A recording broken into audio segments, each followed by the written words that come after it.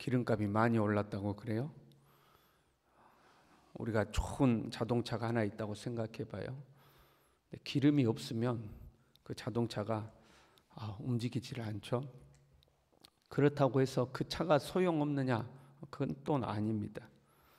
그냥 소유하고 있는 거죠. 소유. 어떤 사람들은 소유하는 것만으로도 만족하는 사람들이 있죠. 집에 모셔놓고 그걸 쳐다보고 먼지 앉으면 닦기도 하고, 차가 움직이지는 않을지라도 또 안에 들어가서 한번 앉아보기도 하고, 소유하는 것으로 기쁨을 누리는 거죠. 며칠 전에 우리 용수동에 정전이 됐어요. 시내도 정전됐다고 그런 것 같기도 해요. 그러면서 그런 생각이 들더라고요.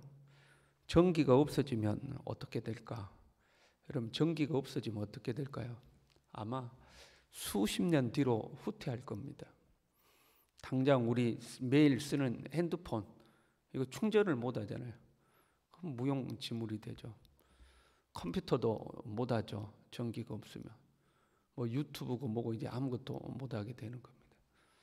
집에 세탁기도 못 돌리고. 아마 그 일반 전화가 지금은 가정에 없는 집들도 많이 있어요. 핸드폰이 보급되면서 일반 전화가 없거든요. 근데 그 일반 전화기 중에서도 전기가 안 들어오면 안 되는 전화기들이 있습니다. 옛날 전화기는 전기와 상관없이 전화가 되는데 이 배터리 집어넣어가지고 하기도 하고. 근데 전기 코드를 꼽지 않으면 꺼지는 전화기들도 있죠. 그럼 전화도 안 되고, 이제 서로 연락하려면 편지 써서 우체통에 넣고 뭐 맨날 며칠 걸려서 편지 전달하고 뭐 이렇게 되겠죠. 타지에 있는 자녀들한테 즉각 소식도 못 물어보고, 여러 가지 불편함이 생기지 않겠습니까? 우리가 사용하는 모든 가전 제품, 전기를 사용하는 제품이니까요. 다 사용이 불가능하게 되는 거죠. 우리가 소유하는 어떤 물건들은요, 모든 물건들은 그것의 본질적인 기능을 살려내는 핵심적인 에너지가 있는 겁니다. 자동차다. 그럼 기름이 있어야 돼요. 기름이 없으면 그 자동차의 본질적 기능을 사용하지 못하죠. 타고 다닐 수가 없지 않습니까? 가전제품이다. 그럼 전기가 있어야 되죠. 전기가 없으면 그 가전제품의 본질적인 기능을 사용을 하지 못하는 거죠. 핵심적인 에너지가 있는 거예요. 그럼 사람이나 동물에게 있어서는 생명이라는 것이 핵심적인 에너지죠. 생명이 없으면 아무것도 아닙니다. 이 생명이라는 것은 눈에 보이지도 않아요. 우리가 손으로 잡을 수도 없는 거죠. 그런데 이것이 우리에게서 빠져나가는 순간 우리는 아무것도 아닌 존재가 되는 거죠. 생명이 없으면 사람이 제일 쓸모없는 것 같아요. 동물은 고기라도 먹고 가죽이라도 벗겨서 사용하죠. 식물들은 그걸로 공예품을 만들기도 하고 다른 재료로 만들어서 사용하기도 하죠. 사람은 생명이 없으면 부패해서 흙으로 돌아갈 뿐이죠. 사람이 제일 쓸모없는 것 같아요. 우리는 어쩌다가 예수님을 믿게 됐어요. 큰 은혜를 받은 겁니다. 우리가 소유한 예수 그리스도에 대한 이 신앙, 이것보다 귀한 것이 여러분 어디에 있겠습니까? 우리는 예수 그리스도에 대한 믿음을 소유했기 때문에 이 믿음 덕분에 천국에 가는 줄로 믿습니다. 근데 이 신앙의 근본적인 힘은 무엇일까? 그러니까 우리의 신앙을 신앙답게 만드는 힘, 그냥 소유하는 것으로 끝나지 않고 신앙을 신앙답게 만드는 힘은 무엇일까 하는 거죠. 자동차를 샀어요. 타지 않고 그냥 애지중지 할 수도 있죠. 재산으로서 가치가 있잖아요. 그 소유의 기쁨도 있잖아요. 그러나 그 자동차가 주는 진정한 편리함을 누리지는 못하는 거죠. 소유만 하고 있으면요. 신앙을 가졌어요. 하나님의 은혜입니다. 하나님의 은혜에 우리가 신앙을 가졌다는 것은. 근데 가지고만 있는 거죠. 신앙이 주는 그 진정한 유익함을 누리지를 못하고 소유하고만 있는 겁니다. 예수 믿습니까? 예, 예수 믿습니다. 지금 죽어도 천국 가겠습니까? 예, 천국 가겠습니다. 소유만 하고 있는 거죠. 그 신앙이 우리에게 주는 진정한 유익함을 누리지는 못하는 거죠. 우리가 예수님을 믿는 우리가 예수님을 안 믿는 사람하고 다른 것이 무엇일까요? 주일 아침에요, 저 공중에서 보면 예수 믿는 사람하고 예수 믿지 않는 사람이 딱 이렇게 나뉘어집니다. 그러지 않겠어요? 그 예수님 앞에 마지막 심판 때 서면 왼편에는 염소, 오른편에는 양하고 이렇게 딱 나누듯이 주일 아침 공중에서 보면 이렇게 딱 나뉘어요. 예수 믿는 사람은 어디로 가고 교회로 가고, 예수 안 믿는 사람은 놀러 가고, 이렇게 딱 나뉘는 거죠. 하늘에서 보면 이게 딱 주일날 보면 이게 나뉘는 거죠. 교회로 가는 사람, 퍼질러 자거나 놀러 가는 사람, 이렇게 딱 나뉘는 거죠. 조금 더 나가면 교회 다니는 사람들 중에서도 이제 나뉘는 거예요. 오늘 새벽에 하늘에서 하나님이 딱 보면 새벽에 일어나서 이렇게 교회로 기도하러 오는 사람, 아직 자는 사람, 이렇게 딱 나뉘는 거죠. 그룹이 쫙 나뉘는 거죠. 그런데 우리가 주일 아침 교회에 왔어요. 이 새벽에 기도하러 나왔어요. 재미라고는 없어. 그냥 어쩔 수 없이 교회 나와요. 예배 드리는데 즐거움이라고는 없어요. 기도에도 아무 매가리가 없어. 그냥 나오라니까 나와서 기도하고 가는 거예요. 그 주일날 교회 갔다가 가면 더 피곤해. 그냥 아이고 몸이 찌뿌둥하고 피곤하고 그런 거 있잖아요. 여러분 자려면 푹 자야 되는데 어중간하게 자면 더 피곤하잖아요. 예배 시간에 어중간하게 졸고 가면 더 피곤해. 이제 몸이 찌뿌둥하니 아이고 하고 이제 가는 거죠. 이 직분이라고 받았는데 직분 감당하는 게 너무너무 힘들어. 재미라고는 하나도 없어. 그거 어떻게 해요? 직분이라고 맡았는데 해야 되니까 죽을 둥살둥 이렇게 하는 거죠. 그러면 여러분, 우리가 예수 믿는, 우리가 안 믿는 사람하고 다른 게 뭐예요? 주일 아침 교회 왔다 뿐입니다. 새벽에 교회 왔다 뿐입니다. 그리고 그 나머지는 더 힘들어. 예수님 안 믿는 사람보다 더 힘들어. 차라리 주일날 잠이라도 자면 덜 피곤할 텐데, 이 새벽에 잠이라도 자면 덜 피곤할 텐데, 나온다고는 나왔는데 더 힘든 거죠. 그러니까 안 믿는 사람보다 더 힘들게 산다는 거. 제자들의 신앙생활은요, 성령을 받기 전과 성령을 받은 후로 나뉘어지게 됩니다. 그러면 성령 받기 전에는 예수님 안 믿었는가? 예수님 믿었어요. 성령 받기 전에도 부활하신 예수님도 만났습니다. 예수님의 손에 못자국도 봤습니다. 옆구리에 창자국도 보았습니다.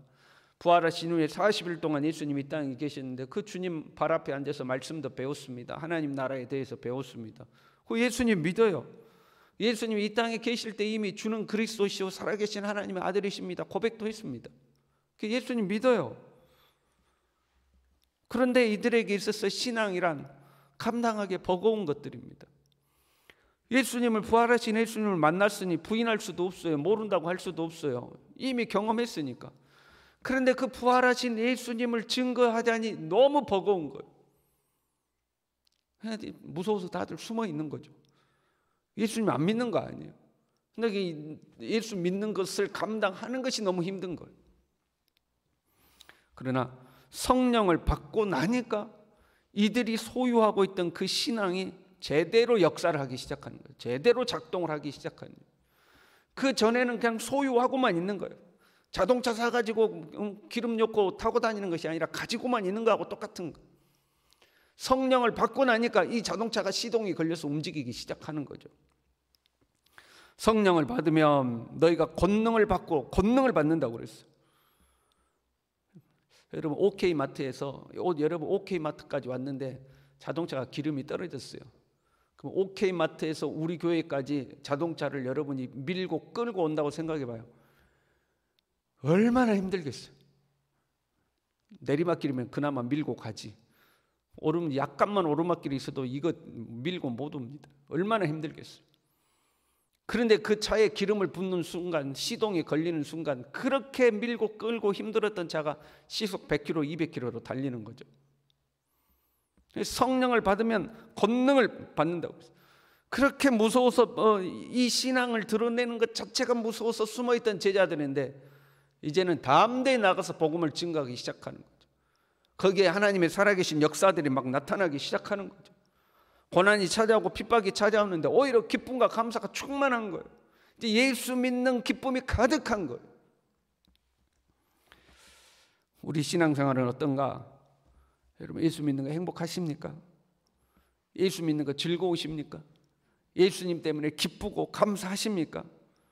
아니면 기름 떨어진 차 밀고 가는 것처럼 신앙생활하는 것이 너무 힘들고 하루하루 교회 나오는 것이 버겁고, 아유, 내가 어쩌다가 장로 돼가지고, 어쩌다가 권사 돼가지고, 어쩌다가 안수집사 돼가지고, 아이고 안 나가자니 눈치 보이고, 또 특별히 새벽 예배인데 안 나가면 목사님은 또 속으로 다 생각하고 계실 텐데, 아유, 내가 어쩌다가 이 직분 맡아가지고 내가 이 고생인가.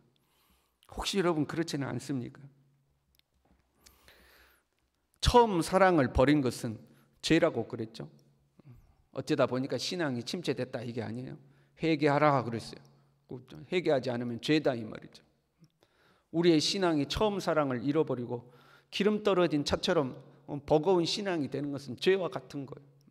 여러분, 이 신앙을 회복하시길 바랍니다. 회복해야 됩니다. 성령을 받기 전까지는 예루살렘을 떠나지 말라 이렇게 말씀하셨어요. 여러분, 성령을 받았든지 못 받았든지, 내가 지금 막 은혜가 넘치든지 넘치지 않든지, 내가 영적인 힘이 있든지 없든지 간에 어찌됐든 말씀 전하고 예수 전하면 되지 않겠습니까? 여러분, 우리 그렇게 생각하지 않아요? 그런데 성령을 받기 전까지는 예루살렘을 떠나지 말고 기다리라는 거예요. 왜? 성령이 없는 신앙생활은 일단 본인도 재미가 없어요. 즐겁지도 않아요. 그리고 성령이 없는 신앙생활은 거기에는 다툼과 분쟁과 상처와 온갖 부정적인 일들이 일어나요. 그러니까 성령 받기 전에는 가만히 있으라는 거예요. 왜 교회에서 싸웁니까? 왜 교회에서 시험 듭니까? 왜 교회에서 말 한마디에 상처받았다고 그러고, 조그마한 말 한마디에 자존심 상했니 어쩌니, 그러면 또 찾아가서 어르고 달래고, 어린아이 달래듯이 또 달래고. 왜 신앙생활하면서 이런 일이 생깁니까? 성령 충만하지 않으니까 그러는 거예요. 신앙을 버릴 수는 없고, 그런데 내 안에 성령은 다 메말라 버렸고, 어쩔 수 없이 자기 힘으로 그냥 그 신앙이라는 짐을 지고 가니까 때로 신경질이 나고 짜증이 나고, 미워지고 싸우고 다투고 분쟁하고, 편이 갈리고, 너는 이 편 나는 이 편. 우리 교회가 그렇다는 게 아니고요. 딴 교회 이야기입니다. 우리 교회는 그런 일이 없어요. 그냥 그런 일이 생기는 거예요. 우리 드림 2시 때 허영길 권사님 응답하라 서부교회 이렇게 봤잖아요. 허영길 권사님이 처음 그 은혜 받았던 때가 이천성 목사님한테 은혜 받았다고 하지 않았습니까? 그 욕쟁이 목사님 같아요. 막 2년 전연해요. 막 설교하면서 그 집회를 하다가 설교가 1시간 2시간씩 길어지면 중간에 이렇게 화장실 가고 그러면 막 욕을 합니다. 근데도 은혜를 받잖아요. 그 욕하면 상처받느냐? 거기 온 사람 욕한다고 상처받는 사람 아무도 없습니다. 욕하면 막 웃어요. 욕하고 있는데. 그러니까 은혜를 사모하고 하나님의 은혜가 있으면 별말을 해도 상처가 안 돼요. 은혜가 돼요. 허영길 권사님도 거기서 은혜 받았다고 그러잖아요. 왜 뭐 상처받았니? 시험 들었니? 내 안에 성령이 없기 때문에 그래요. 여러분, 성령 안 받으니까 제자들 보세요. 쓸데없는 데 관심 가져요. 이스라엘을 회복하심이 이때입니까? 예수님 40일 동안 계시면서 하나님 나라에 대해서 그렇게 가르쳐줬는데도 또 뻘소리 하고 있어요. 나라를 회복하심이 이때니까. 아직도 뭐 엉뚱한 데 관심 갖는 거예요. 예수님이 왕 되시고 우리가 좌우에 좌의정 우정하고 같이 통치하고 이런 데 관심 있는 거예요. 성령이 없으면요 쓸데없는 것에 시비 겁니다. 우리 교회는 당회가 됐든 재직회가 됐든 이 다툼과 분쟁이 없는 것에 감사를 드립니다. 근데 회의만 하면 의장 하고 시비 거는 거죠. 이거는 왜 이렇고 저거는 왜 저렇습니까? 뭐 코로나가 되니 뭐 현장 예배니 온라인 예배니 뭐 교회가 이렇게 하니 저렇게 하니 은혜가 없으니까 그러는 거예요. 여러분 한번 생각해 봐요. 우리 교회가 막 성령이 충만해요. 하나님의 살아계신 역사와 증거가 나타납니다. 저기 신도시에서 우리 교회로 사람들이 올까요? 안 올까요? 오지 말아게도 올 겁니다. 차량 운행 안 해도 택시를 타고서라도 올 겁니다, 여러분. 순천 서부교회 가면 은혜 받는다더라. 순천 서부교회 가면 병 낫는다더라. 그러면요, 뭐 순천이 어디입니까? 저 타도시에서도 차 타고 올 겁니다. 그러지 않습니까, 여러분? 교회 봉사요? 아무개 권사가 잔디밭에서 풀 뽑다가 예수님 만났대. 그럼 여러분 잔디밭에 풀 하나도 안 남습니다. 다 풀 뽑으러 옵니다. 그러지 않겠어요? 아무개 권사가 교회 청소하다가 병 났었대. 그러면 하지 말라고 다 올 겁니다. 그러지 않습니까? 그러니까 하나님의 임재와 역사가 없으니까 쓸데없는 소리들이 나오는 거예요.